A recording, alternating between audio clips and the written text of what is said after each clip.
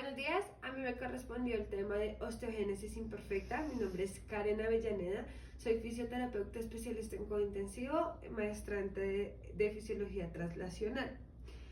Bueno, empezamos con la definición de qué es osteogénesis imperfecta, más conocida en el mundo como la enfermedad de huesos de cristal.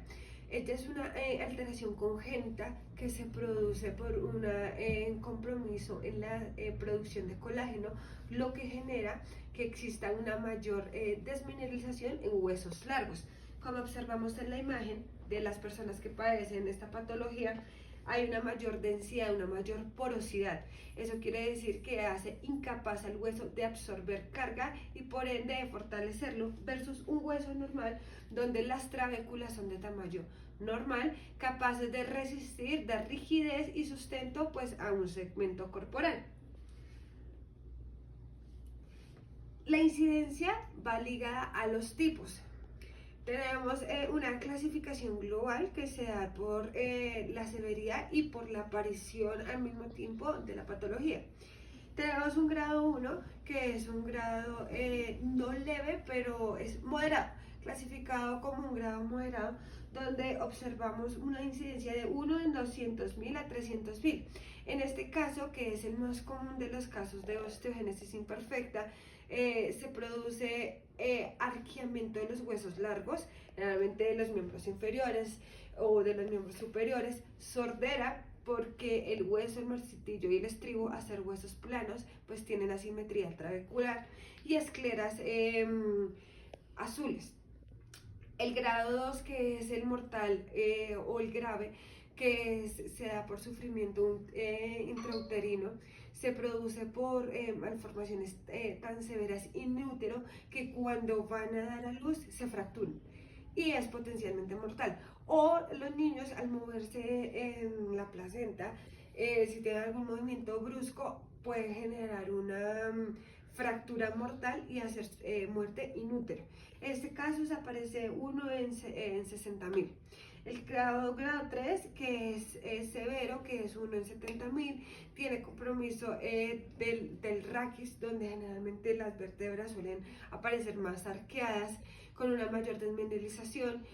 Usualmente tienen compromisos dismórficos a nivel torácico, escleróticos. Son personas que suelen hacer mucha esclerosis por la malformación y muchas veces hacen macrocefalia. El caso cuarto es raro, el quinto, el sexto y el séptimo son muy raros. Existe una clasificación por parte de la Asociación Española de Pediatría que determina que la malformación en estos tipos se produce por compromisos de un gen recesivo. Entonces, poco se ha encontrado evidencia en adultos, poco se ha encontrado evidencia en casos puntuales de niños que tengan este tipo de malformación. Realmente se han buscado y se han encontrado son en ratones. Sin embargo, la Asociación Española de Pediatría los tiene presente porque son personas que tienen alto compromiso funcional. Bueno, ¿y cómo se causa una debilidad ósea? Porque la patología genera una alteración en la síntesis de colágeno, pero pues quien sufre este tipo de daño viene siendo el hueso. Entonces iniciamos con una disminución de la masa ósea, es decir, el hueso largo por dentro tiene unas trabéculas y unas porosidades que geométricamente son simétricas y están diseñadas para la absorción de carga. Tienen unas células propias que se llaman osteoblastos, que son las productoras de mayor mineralización ósea, y unos osteoclastos que van haciendo consumo de esa apoptosis celular cuando pues ya la célula ha completado su fin a nivel del hueso. La alteración de la organización del tejido óseo, en este caso en esas patologías, suele haber una asimetría, es decir, hay poros mayormente desmineralizados a nivel distal, luego en el centro, luego al final, como hay otros que tienen una porosidad aceptable. Tienen una alteración, una asimetría geométrica que hace altamente vulnerable el hueso, pero tiene una característica importante, que a nivel proximal, entre una articulación, que donde está la matriz interósea, es donde mayor hay desmineralización, es decir, donde son más asimétricos y hay mayores poros abiertos, lo que lo hace altamente frágiles a nivel proximal articular. Y las alteraciones en la geometría ósea, pues era lo que les estaba mencionando. Como en uno puede ser un círculo bien definido, en el otro puede ser un óvalo. Entonces, esa simetría es potencialmente favorecedora a las fracturas y a las fisuras a nivel óseo. Bueno, esta patología tiene su principal alteración en la síntesis y producción de colágeno. ¿Qué ocurre cuando en la semana 5 a octava se están formando las síntesis de colágeno? Entonces, en el cromosoma 17 y en el cromosoma 7, donde se producen el COAL1A, que es una enzima del colágeno, o el COAL12A, que es las coayudantes para que se formen las cadenas polipeptídicas que forman la molécula de colágeno tipo 1, pasando por una liberación. Primero, aquí, como nos podemos dar cuenta, tenemos un N-propeptídico que está formando la cadena, y al otro extremo tenemos el C-propeptídico. Entonces, ¿qué hacen ellos? Ellos se liberan y empiezan a formar una triple hélice. Al formarse la triple hélice se forma un procolágeno. Ese procolágeno es una enzima potente sintetizadora de producción de colágeno. Aquí tenemos un tropocolágeno MP1 que atravesó la membrana, es decir, ya llevó la producción del colágeno. Al tener la formación ya de procolágeno, se forma la triple hélice fuerte, es decir, como una malla rígida, potente, que se transmite y traspasa aquí a través de la membrana extracelular para que se convierta en un tropocolágeno BMP1. Y esto se va uniendo con más mallitas para generar un ensamble y un entrecruzamiento covalente, una hélice oxidasa. Y estas son las cadenas de colágeno.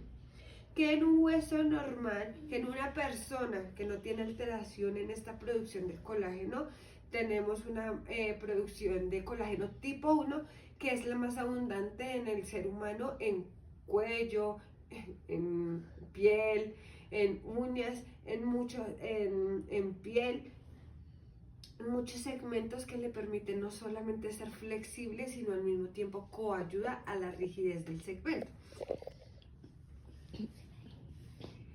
Durante esta expresión de síntesis de colágeno, si yo le transmito bien información a mi membrana extracelular, mis osteoblastos, que son las células productoras de mineralización ósea, van a tener un trabajo efectivo.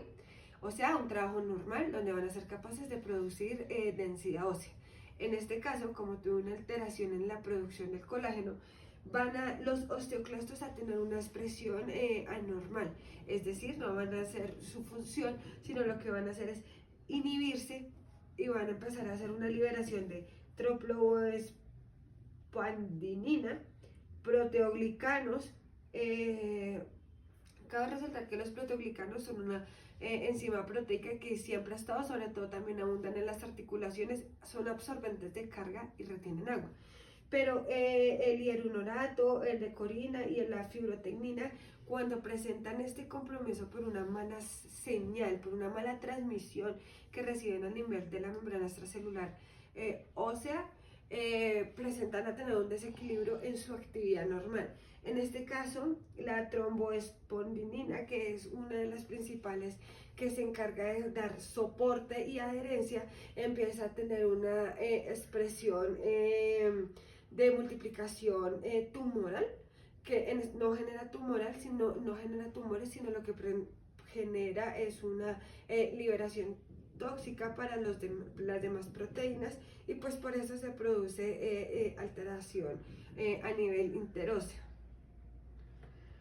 Las características de las personas que padecen esta patología, como se puede observar aquí, inician con una escleras azules. Posterior a ello, los arcos en miembros inferiores y superiores de huesos largos. Esto se da porque el hueso, como es tan flexible, no tan dócil al movimiento, pues toman la posición con la que está en el útero, que es así arqueada. Presentan sordera, y los dientes, que son considerados tejido óseo, son a veces en muchos pacientes largos y anchos, pero huecos. O en casos que se han observado en niños, que se observan como si fueran tipo leche, pequeñitos, delgaditos y también huecos. En conclusión, nos podemos dar cuenta de que la membrana extracelular, en este caso la membrana extracelular ósea, es nuestra comunicante hacia nuestra interior óseo, que podemos ver nosotros aquí el hueso, pero hasta lo más profundo de la célula. Esta patología es una patología que produce alteración en la producción de una proteína como es el colágeno, que es esencial. No es que genere alteración de la membrana, no es que se produzca deterioro de la misma, sino se transmite una mala señal que está en contacto, es en el centro, te comunica a ti la información que viene desde el interior, desde lo profundo de la célula, hasta un efector que viene haciendo en este caso la producción de hueso. Ella cumple con transmitir la información que le están mandando las células. Si yo tengo una alteración en esta producción del colágeno, muy probablemente la información que ella me va a transmitir es ineficiente. Existen muchos tratamientos desde fisioterapia. La funcionalidad para estas personas es importante, ya que tenemos que trabajar a base de una carga leve y autocarga, es decir, ejercicios que permitan la funcionalidad, pero que no vayan a ser altamente fuertes o potencialmente letales para él por lo frágiles de los huesos. También existen tratamientos quirúrgicos que se dan con la instauración de tornillos en vertical para enderezar el hueso. Sin embargo, eso depende muchísimo de la severidad del caso y de cada niño. Los casos inúteros se han presentado, hay una prevalencia del 35% aproximadamente, según describe la Asociación Española de Pediatría. Sin embargo, pues es más común la osteogénesis imperfecta de tipo 1. El cuerpo humano es una máquina que trabaja constantemente y no es segmentos aislados. Y esta patología es un claro ejemplo de que todo, desde lo más pequeño hasta lo más macro, se conecta y trabaja en interrelación. Y si en algún momento de esa interrelación falla la máquina completa, que es el ser humano. Muchas gracias.